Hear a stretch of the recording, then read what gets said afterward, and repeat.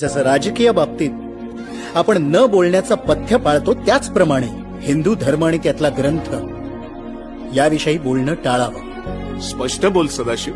स्पष्टच बोलायचं तर या शाळा करताना अतिशूद्र मुलांना केवळ व्यवहाराचं ज्ञान द्यावं एवढाच उद्देश होता. शिक्षणाचा केवळ इतकाच उद्देश असूच शकत नाही.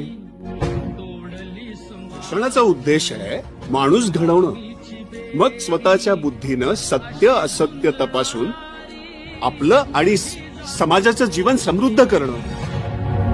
पण या शिक्षणातून एकमेकांविषयी द्वेषभावना निर्माण होत असेल तर एकमेकांविषयी म्हणजे स्वतःला श्रेष्ठ समजणाऱ्या ब्राह्मणांविषयीच ना.